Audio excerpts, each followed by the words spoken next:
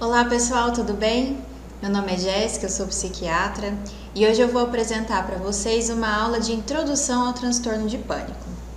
Nós vamos começar apresentando quais são os transtornos de ansiedade. Transtorno de pânico é um dos transtornos de ansiedade do capítulo do DSM-5. O DSM-5 é um manual estatístico e diagnóstico que nos orienta para fazer um diagnóstico correto. Então, ele apresenta essa lista de transtornos de ansiedade, Transtorno de ansiedade de separação, transtorno de pânico, transtorno de ansiedade generalizada. Mas hoje a gente vai focar no transtorno de pânico e vocês vão ter outras aulas sobre os outros transtornos de ansiedade. A gente vai começar com o caso clínico do padre Fábio de Mello. Não sei se vocês já ouviram falar que ele tem transtorno de pânico. Ele fala abertamente nas pregações dele, nos vídeos, nas redes sociais. E uma jornalista resolveu entrevistá-lo a respeito desse assunto. E ele falou sobre a sensação de morte que síndrome do pânico causa. Em rede social, o padre admitiu que ficou uma semana trancado em casa. Nunca chorei tanto na minha vida. A jornalista foi a Poliana Brita. Eu transcrevi algumas falas que ele teve durante a entrevista. Então ele começou assim: eu estava pousando em Fortaleza no final de julho, estava bem e de repente eu tive um sintoma semelhante ao que tive há 2 anos, quando fui diagnosticado com síndrome do pânico. Ali eu já não senti vontade de sair do avião. Então eu gostaria de chamar a atenção para algumas coisas. De repente ele teve essa crise. Então ele estava bem e de repente ele teve um sintoma semelhante ao que teve há 2 anos. O que isso mostra pra gente? Que a crise vem subitamente. O paciente pode estar bem, inclusive pode estar dormindo, ser de madrugada e ele acordar com uma crise de pânico. Foi semelhante ao que ele teve há 2 anos, o que mostra que o curso do transtorno do pânico é assim, é flutuante. Passa por períodos de remissão e recaída. E ali ele já não sentiu vontade de sair do avião. Então mostra o prejuízo que essa crise provocou. Eu tinha uma sensação de morte. Eu tinha a sensação de que alguma coisa muito ruim estava acontecendo comigo. Eu tinha medo de tudo, medo das pessoas. A primeira crise foi há 2 anos, a última há menos de 1 mês. Então, começando pela sensação de morte, é uma característica da crise de pânico, vocês vão ver mais pra frente. Essa sensação de algo muito ruim vai acontecer, sensação de estar perdendo o controle, de que vai ficar louco, de que de fato vai morrer, a pessoa acredita que vai. Tinha medo de tudo, medo das pessoas, e a primeira crise foi há 2 anos, a última há menos de 1 mês. O que isso mostra? A frequência variável do transtorno de pânico.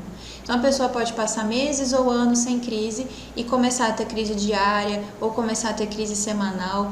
Tanto é que a temporalidade das crises, a duração do transtorno não é um critério diagnóstico, porque cada paciente tem uma duração. E ele continuou.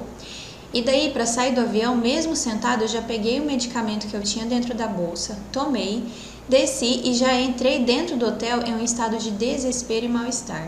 Então, a crise dura minutos, 15 minutos, 20 minutos, mas depois o paciente pode ficar com uma sensação de mal-estar. Então, você veja bem, ele já andava preparado com a medicação, que eu, em outra oportunidade, vou falar para vocês qual que é o tratamento, que é o certo, porque a gente não sabe quando vem a crise. É um medicamento para abortar a crise. Às vezes eu me pegava me escondendo debaixo da cama, tamanho o pavor que eu sentia. E aí vocês podem ver o prejuízo que o transtorno de pânico dá. Eu pensei, eu não quero mais ser padre. Eu não tenho coragem de enfrentar as pessoas, eu não tenho mais condições de ser quem eu sou. Então, os prejuízos vinham.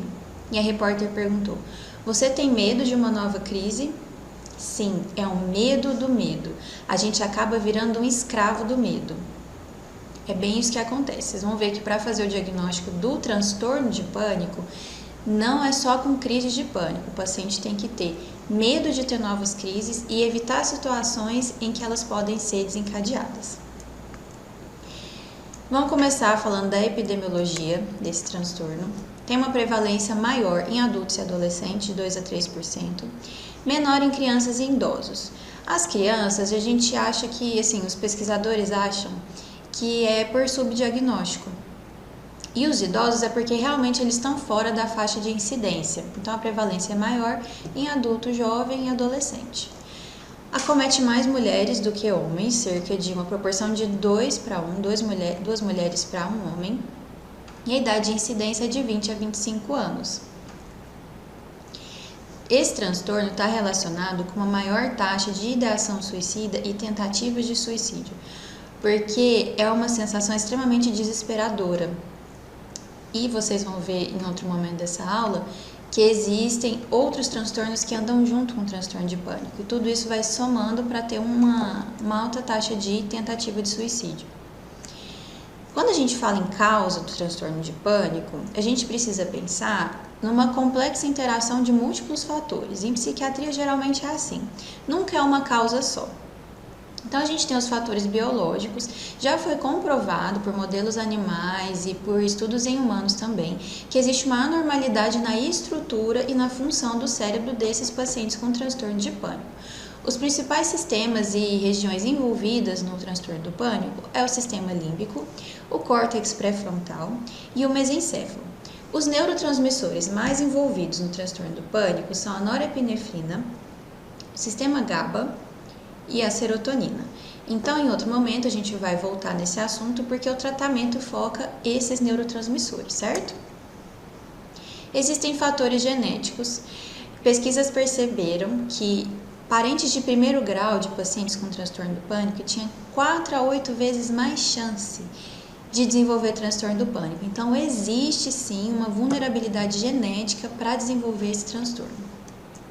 E além disso, existem os fatores psicossociais que podem desencadear a crise de pânico. Eventos estressores, principalmente perdas, divórcio, perda de alguém da família, alguma mudança inesperada, alguma mudança drástica, por exemplo, uma necessidade de mudar de cidade.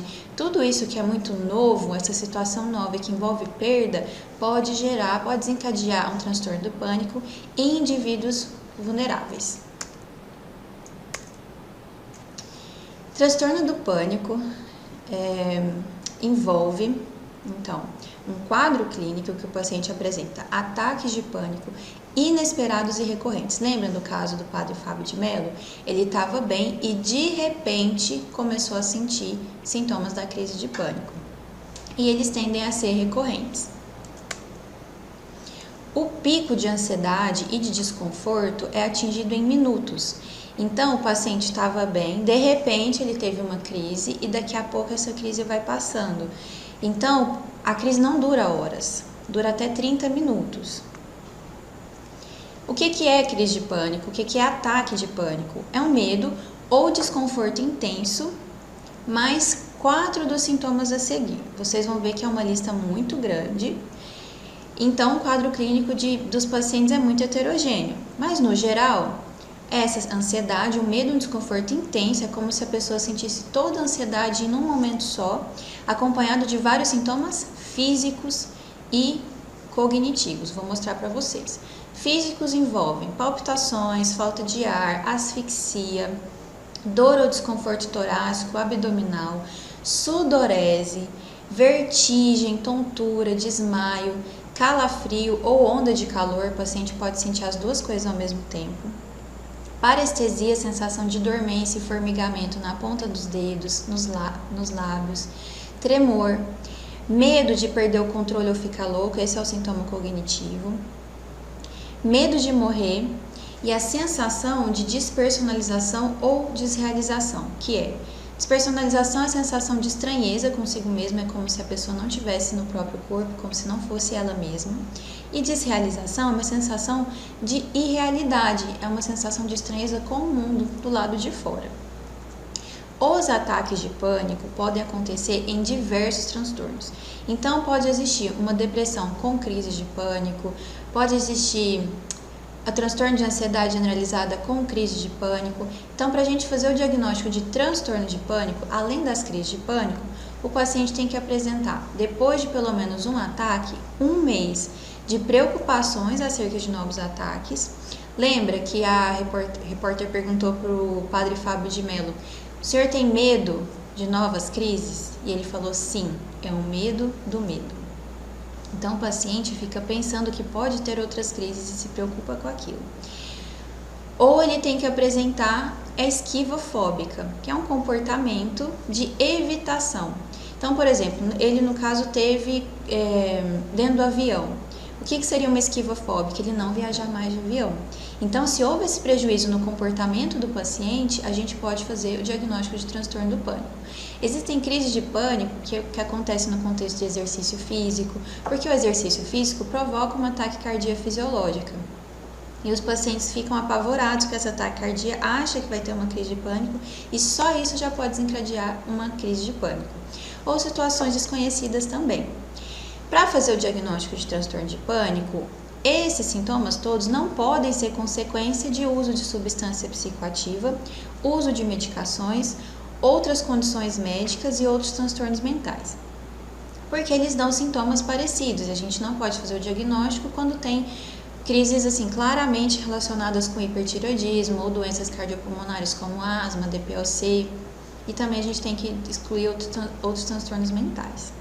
TOC, TEPT. Então, para fazer o diagnóstico, retomando, os ataques têm que ser completos e inesperados. Um ataque completo é medo ou desconforto intenso, mais 4 daqueles sintomas listados físicos que eu falei para vocês.